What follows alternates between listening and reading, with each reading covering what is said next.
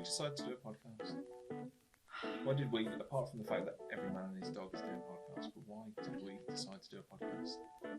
Because we love our industry, Ian, and it's the best industry, and we want to bring everyone together. But we want to do it in a fun way, and not in a stiff neck way. So I'm Jess. I'm who am I? What am I? He's the venue guru.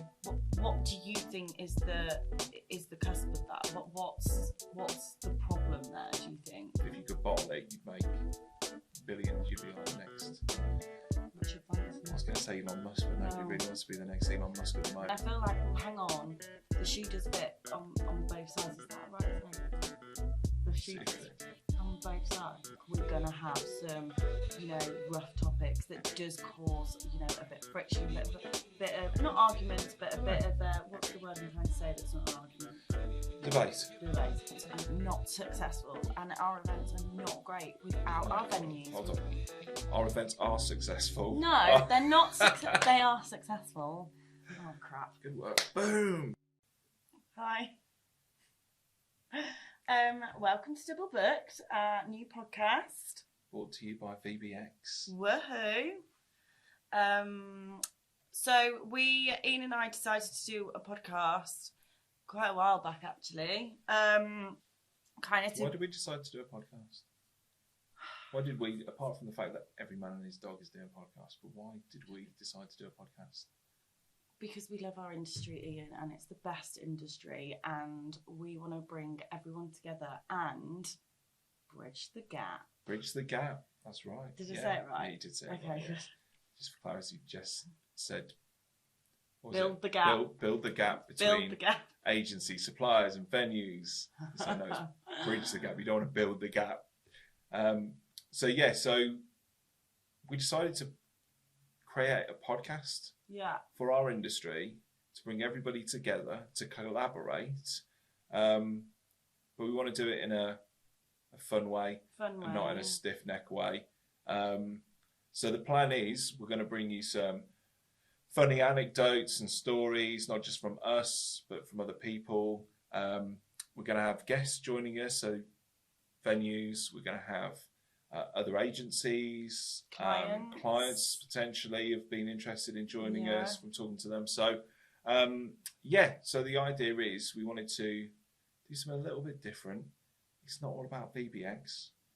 This isn't a sales podcast. No, we're great and all, but... of VBX for our marketing team is that VBX is a full service agency focusing on content, digital and events. And that's the end of the pitch. You won't hear that from us again. So a little intro to you, Jessica. Great pitch there, Ian. Yeah, I know. Little intro to me. So I'm Jess. I'm who am I? What am I? What's my job title? The Events and Sales Director. Boom. And I solely focus really on the production and event management of events with our clients. I'm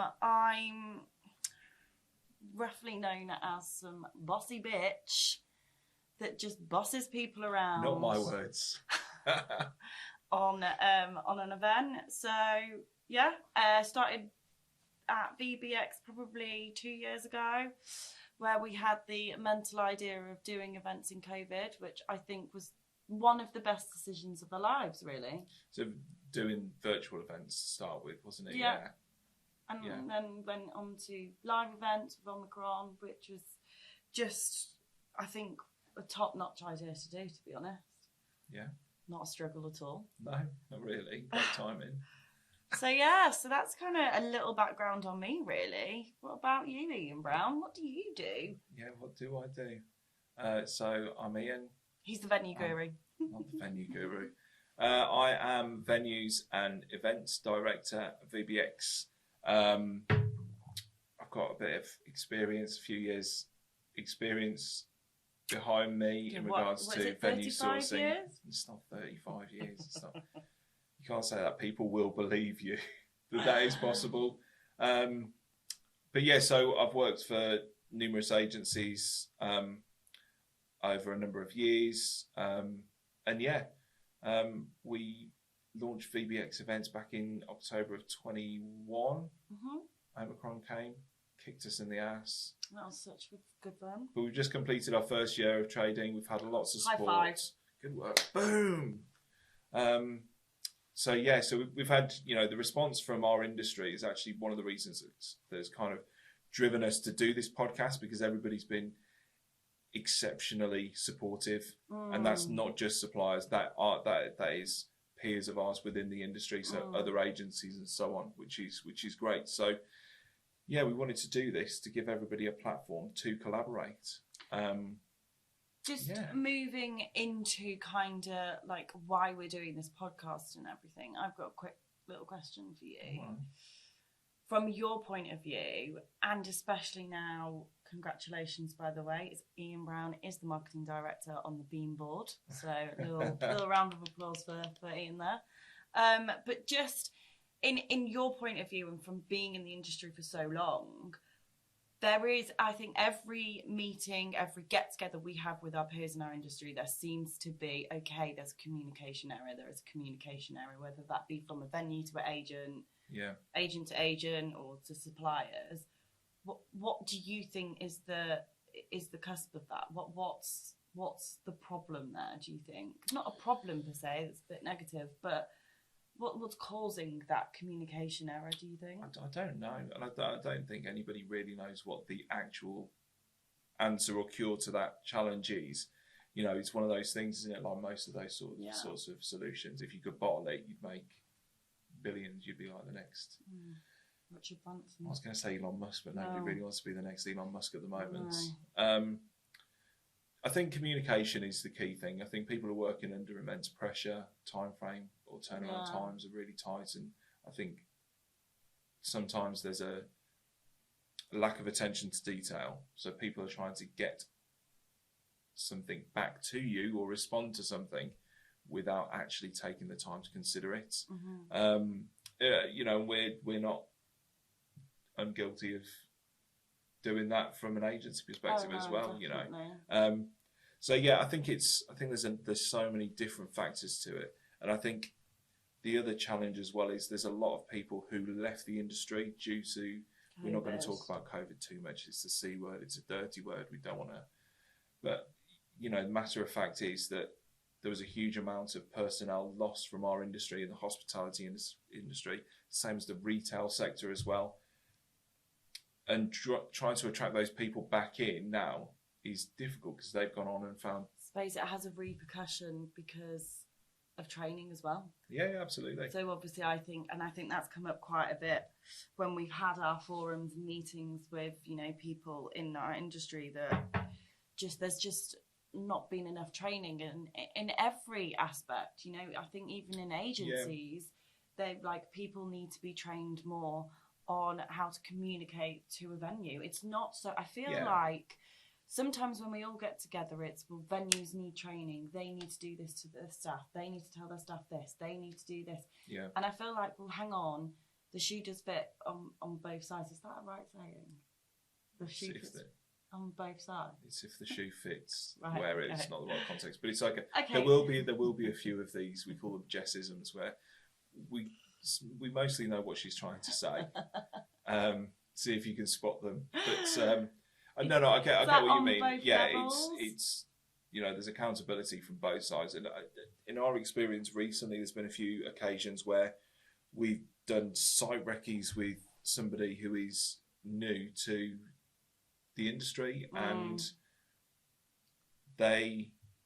we've fed back to these particular venues in a constructive way, just to say that these individuals do need a bit more support. It's not their fault. They don't know yet, but they've kind of just been chucked in baptism of fire, and don't necessarily know how to manage or handle that situation when you've got a client on site with you.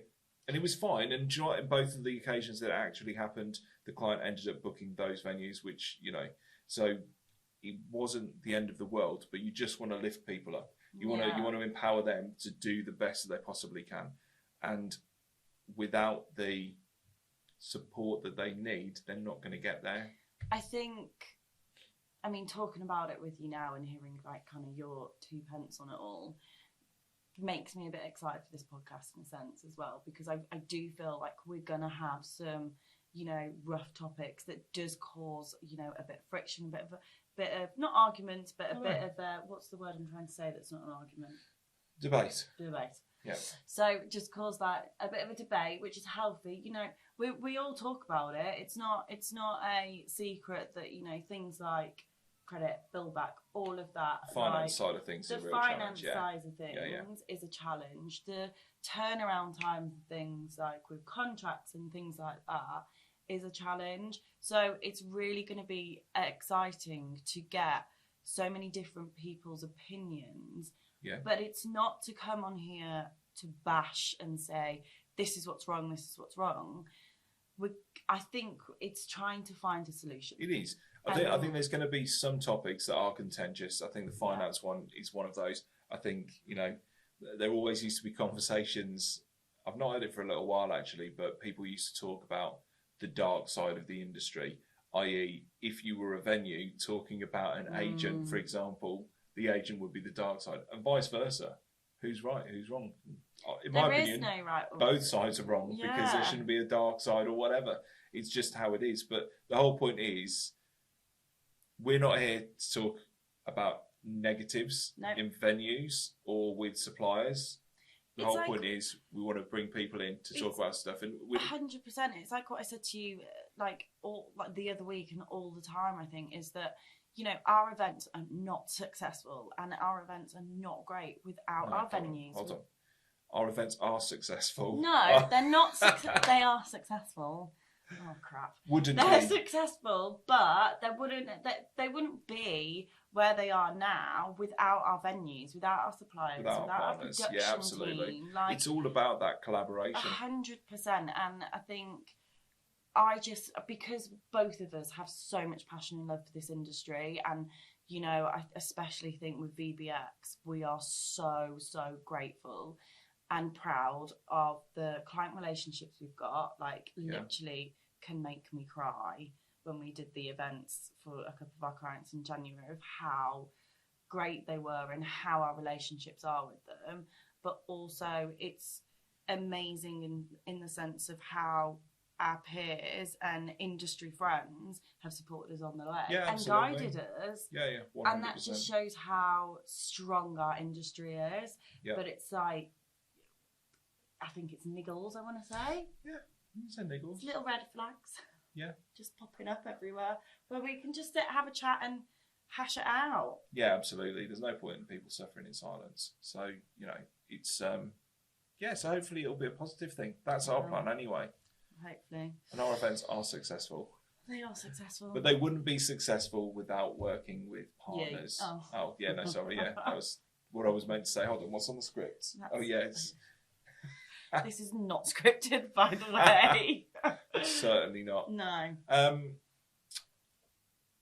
Okay, question for you. Oh, God. Proudest moment of your career so far? Go. Probably our first live event as VBX. That was probably, I think it was March 2020. 2022, yeah, it would have been, yeah. And it was our proudest moment. I mean, it's a client that I've worked with for 6-7 years, and it was the proudest moment because one, it was our first one with events, with VBX, sorry, and two, we'd just come out of COVID, we'd just come out of Omicron, and I remember driving home after that event, bawling my eyes out because I was just so happy and proud. Like, crap, we've got here. We've finally done this. We've got through the mucky area of horrible COVID. And, you know, even with that particular client, the trust they had with us. I mean, when I remember calling them saying, I've done something stupid and kind of started an events company in COVID. Do you want to pop over and like have a chat and talk about your events? But it's like, I just having that trust and loyalty meant the utter world to me. Yeah, absolutely. And still, you know, they're still a client now, and they're a great client, and we absolutely love them, especially our intern Izzy. I think she particularly loves that. Shout out to Izzy. particular client when she got drunk with them, didn't she? She did get drunk. They had an event with us, didn't they, in January? Yeah. Did she? She got absolutely smashed with the client, didn't she? I don't know. I mean, is that great management from us? You could argue that's conjecture, but she was drinking with the client. That is fact. She was drinking with the client. But the client was supplying her alcohol. But that's what's nice when you've got those relationships with your client. You finish an event, and then once it's all done and dusted, and you get to sit down, best moment. So have a drink with them. That was my proudest moment, and that was kind of. You like a beer in that moment normally, Dave. What were you drinking on that Corona, night? I had that one. You had a Corona at that one? I didn't drink that much after that one because it was the first event and I felt like I had to be professional. So I had a Corona, but then obviously the next event, we obviously got smashed. Go on then. Yeah. I'm going to throw that question right back at you. Okay. What's your proudest moment? Proudest moment? In your career, I was going to say, put me on the spot. I have to mention my kids, getting married, all that your wife, sort of shit. Vicky. Proudest career moment. I think, John, probably is joining the board of Beam, which I know is a really cheesy thing to say, but it's true. Cheesy. It's something that I've aspired, aimed for. Yeah, I've been aware of the HBAA for a very, very long time, and I've been HBAA. No, but it was the HBAA, as was for a very long time. So since I first sort of came into the industry in 1967. Oh, sorry, excuse me. Beep that out. No, it was probably about 2003. Oh, wow. 2003, I think it was. So Izzy was only like a year old. That's 9 you months were 9 months old? Oh, my days. In 2003? So, so when I first started working in the hospitality industry,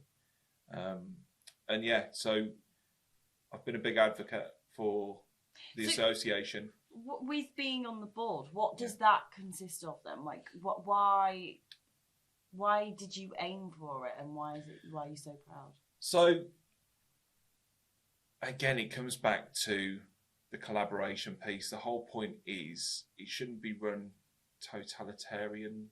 I have no idea what that means. Okay. That word means. So it shouldn't be hierarchical. It should be that it's. Sorry, don't look at me like that. It's a big. I'm not a walking dictionary. I'm gonna have a word about your education and how much it cost. But it should be democratic. You know what that means? As in, it's people. I know what that means. Yeah. Okay.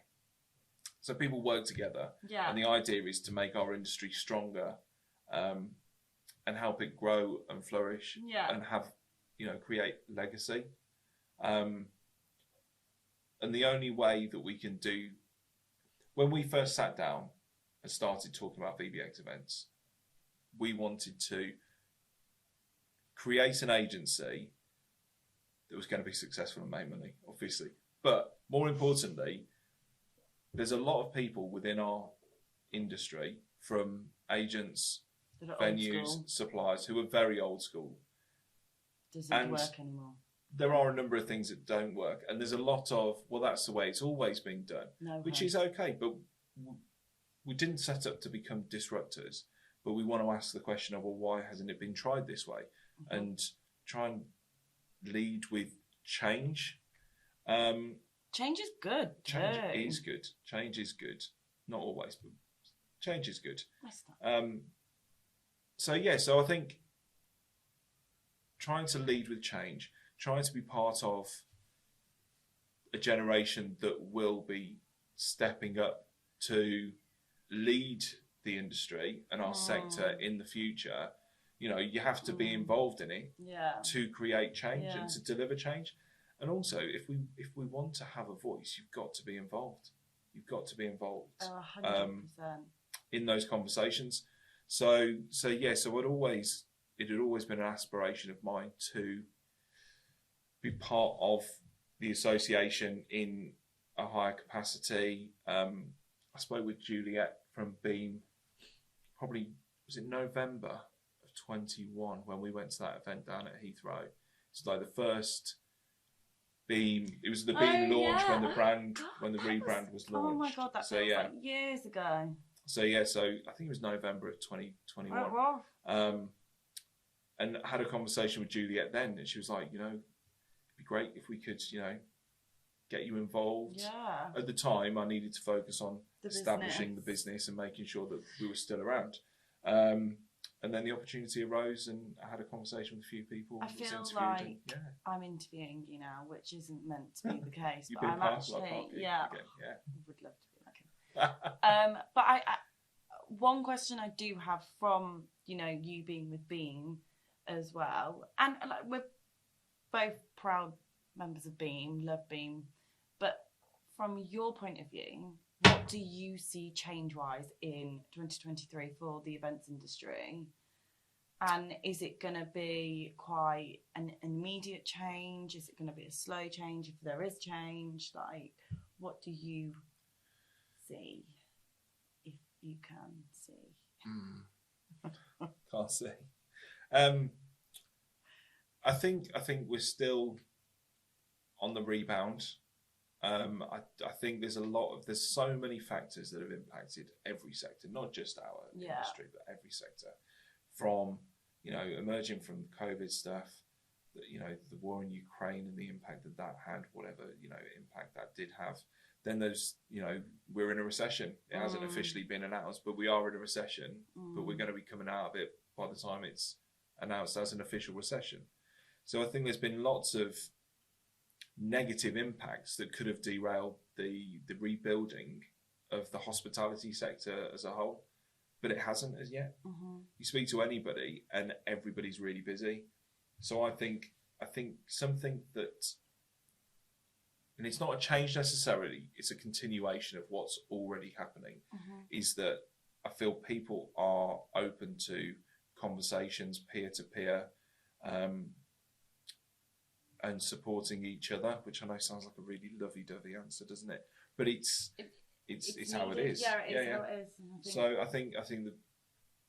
think international travel is hopefully on the back for 2023. I know there are people who have been doing it at the end of sort of middle to end of last year. Yeah. And people who've got stuff happening at the moment and later into the year. So our client set at the moment are still a bit tentative to do that, but that's our client set. So it's not really massive, changes per se. It's just a rebuild of the industry from, years and years. Is it harsh to say? Yes. Is it harsh to say, okay, maybe it's not about rebuilding now. We just need to get on and do it. We need to start. I do feel like I just agree. Keep using the excuse of COVID, and it did really, really damage and harm. It's a dirty word. But we should have a swear jar for COVID, and every time anybody, whether it's us or a guest, mentions the C word, they put £1 in the coffer, and then we'll maybe donate. Well, no, not maybe donate it to a charity. We'll donate it to a charity, which charity we'll have to have a conversation about. But maybe we should do that. I think that's a good idea. Let's do that. 2023. Yeah, we'll do it. See how many others. See how many people on the podcast drop the C bomb, and that's the COVID bomb, not the other C bomb. And we'll do that. But you're right. I think this whole rebuild, rebound, whatever it is. It's right in saying it, and I get. It's right in saying it, but also there's only so much you can say it. There's only so many times you've got to look forward. You can't continue to look back. And I do think that the learns taken away from that experience by most people is that there are some changes that needed to happen, and it's only going to continue to get better. And I know from a Beam perspective, we want to broaden our membership range in regards to it. It used to be the Hotel Booking Agents Association. The reason it's changed to Beam. Did you not know that that's what it stood for? Every day's a school day. Oh, Jesus. Yeah, so it's the Hotel Booking Agents Association. What does Beam stand for again? Business events and meetings. Yeah, totally knew that. Yeah. Or business meetings, accommodation. Oh, you don't even know it. I can't remember now, sorry. Can we edit that bit out? No, don't edit it out. I'm sure I was right. How about, I want to know your funniest, or not worst, but your funniest event that you've done where you've literally been like, oh no! I don't know if it's an event, but I had an experience a few years back now on a site recce with a client, and I will name the venue because it's no longer there. Savile Court in Windsor, and it was just not a very good experience at all. Oh, no.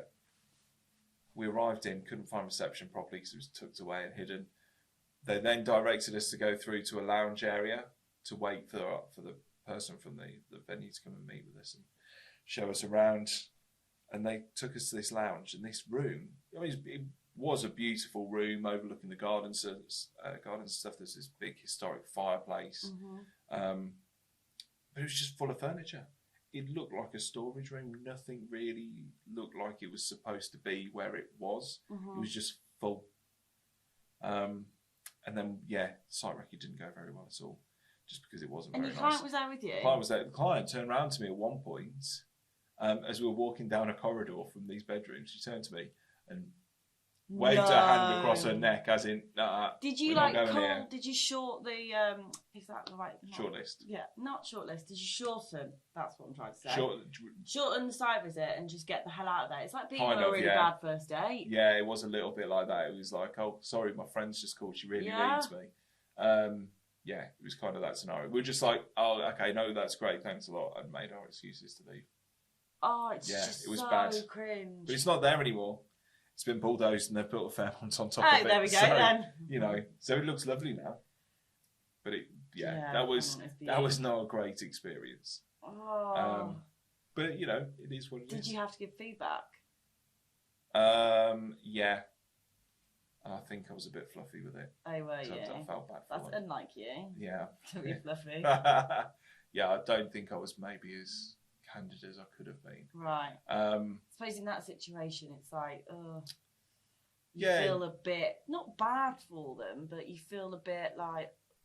It was just tired. Difficult. It was just tired. That's the long and short of it. Yeah. It was a bit tired, like I say. And those initial experiences are key. We talk about it a lot, don't we, in regards to the first impressions that you get when you get on site somewhere are lasting, and the first impressions were not great. So it was on a downer already. So how about you anyway? How about me? Let's lighten it up. You know mine. You got to know mine. Can you remember last year? Yes. And we had that event. Obviously, I'm not going to name the venue or client. And we had an event in May, and we booked kind of like the whole space out, didn't we? To have kind of like the main room as the main event, and then we had the breakout room, which is kind of joint onto the main room as their reception area. So for clarity, it was an evening awards dinner. We were setting that room up in the day. We got the reception area. Yeah. And this particular client was bringing in a load of supplier bars, weren't they? 6 supplier bars, of which we said will need to be set up at 10 a.m. Anything from 10. They'll be coming from any time from 10 till 1 to set up, ready for a 6 o'clock start. And I remember getting out of the lift, walking into the room, my stomach, is it my heart falls into my stomach or something? What is it? My stomach in my mouth? Yeah. You know what I'm trying to say, right? Yeah, heart in your mouth. That's it. Yeah. I felt sick, basically. Heart in your mouth or stomach drops. One of the two would work. Something happened to me. Something in between, that's fine. I walked out of the lift and I just remember putting my head in my hands thinking, this can't be happening. Literally, double booked. Double booked? Double booked. Exactly. And I just thought, oh my God, this can't be happening. There is a client in one of my reception rooms. And obviously we had to speak to the venue. We had to speak to the client because the client could obviously see everything that's going on. And Yeah. that other client that was in that room literally had their meeting until 5 o'clock, and we had about an hour to get them out and 6 bars in. And I remember, like, to paint a picture, walking in. Jess was stood at, and to be fair, the venue owned it. They took ownership of what had happened. It was a mistake. These things happen. We get it. They spoke with the client in that space who were using the space during the daytime to see if they were able to finish any earlier, so we could get in sooner. They knew that we had to be in there at 5 o'clock when their contract finished, and they were aware of it. So 5 to 5, we're waiting outside. 5 o'clock, Jess's nose against the window. Bossy bitch time comes in. Waiting for the thumbs up from that client to sort of say, yep, no, we're done and you can come in. And we did. She wasn't happy though. She wasn't. I literally remember opening the door and I was like, oh, sorry, like you kind of got to leave now. And it was literally like ships were passing in the sense that they were literally leaving, walking out of one side, and then we literally just had bar by bar going in and in and in. And the drama didn't stop there, did it? Because we set the flipping bars up. I'm in the main room with the client and all the big bosses, trying to like sort out the awards and like take them through what to do and bossing them about. And then the next thing, blimmin' power cut. The power's gone. Yeah, one of the bars. One of these bars kept on tripping the power to everything in that particular room. Just to spin a positive note on it, and you just touched on it, that I do think in those situations though, it's so important to have that relationship with your venue and absolutely. your like account manager at that particular venue. We couldn't have got through that without that venue and without the support. The venue were fantastic. It doesn't matter whose blame it was. It was the solution that we came absolutely. up with. They cleared that room. They had all hands to the pump. And it was, I think it was something like 5 or 6 minutes, and they'd removed all of the tables, all of the chairs, all of the AV kit that had been in that space for the daytime meeting was gone. And it was done. And then we were free to go in and set up these bars and get them all prepped and dressed and everything else. And do you know, that was actually quite a proud moment, just kind of being able to have got through that. Yeah. I mean, we did it. And I think the key thing is the clients, the organiser from that particular client was aware of what was going on. She was stressing. So I remember her saying to me, why are you so calm? And I was like, there's no point in me stressing about it as well. It's just going to stress you out even more. Well, it's like event organisers are famous for being a swan. Yeah. Obviously, we're both graceful beautiful, graceful swans above. But no, below the paddling like crap underneath there. But the stakeholder for the event, all the people who were presenting, were in the main room, didn't know what was going on whilst we were all flapping, running around trying to get that set up. And the guests arrived at 6 o'clock to cool drinks and wouldn't have known that anything was wrong before that. So it was good. And the venue pulled out of the bag and we love them to bits. We've actually smashed it. Just to brag about ourselves, give me 30 seconds of it. Go on. We've actually smashed it. Yeah. For a good year, and then we've actually had the balls to say, let's do a podcast. Like, I think we're gonna, and I'm excited to see where this podcast goes more than anything. I'm excited to we've already got our first guest prepped and ready. For the next episode, should we share who it is? Shall we? Yeah, should we share who it is? So we have Drum roll, please. We have our producers behind the cameras now shaking his head. Don't bang them. It's messing with the microphones. We have none other than Mr. Ryan Doyle. I know. Don't you just did not get his name like that. Ryan Doyle. Mr. That's the Ryan one. Doyle. Yeah. Do we want to say his name again, just in case? Ryan Doyle. Ryan Royal. Ryan Royal. Ryan Royal. Right. But yeah, so we've got Ryan coming on, who is our first guest. Yeah. Obviously from Park Regis. He's going to talk everything, venues, and we're going to, not grill, but give him a good few dirty questions in the sense of, let's see where his mind is at with things and how can we work as an agent and venue better. And we'd like your input on these podcasts as well. So if you have any interesting stories, funny anecdotes, topics you want us to cover, if you'd be interested in coming on the podcast, we take anyone. We would literally love anyone to come on our podcast. Yeah. You're looking at me as if like we wouldn't have some. And that's quite a broad remit. Yeah, it is quite broad. Okay. But no, maybe please, there are please certain individuals we wouldn't have, but please get in touch, and to do so, if you go to send us an email to podcast@vbxagency.co.uk. Smashed it. Yeah. And that all goes to our intern Izzy, so God help you. Yeah, and if you are sending through some stories where you want to stay anonymous on the podcast, just put in anonymous in the subject bar. Yeah. So we know to... One last little question. What? Desert island digs. Oh. You're on a desert island. You're stranded. You're alone. You can have one venue only on that island Desert to go island to. digs. Okay, I've asked the question and I don't even know my flipping self. I was going to say... I think UK-based, venue-based in the UK. I think... this is pressure. I think I'm going to go with... Pan Pacific. Oh, really? I don't know why. I know. Izzy's looking at me very, really, Jess. I think what sells it to me is the pool. And imagine being on a desert island and looking over.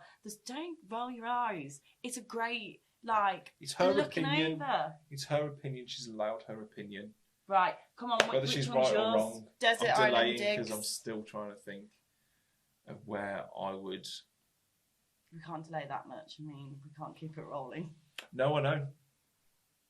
I don't know. That's really hard. Okay, I'll ask you in the next episode. It's too many. It's too many that are just... Yeah, ask me again.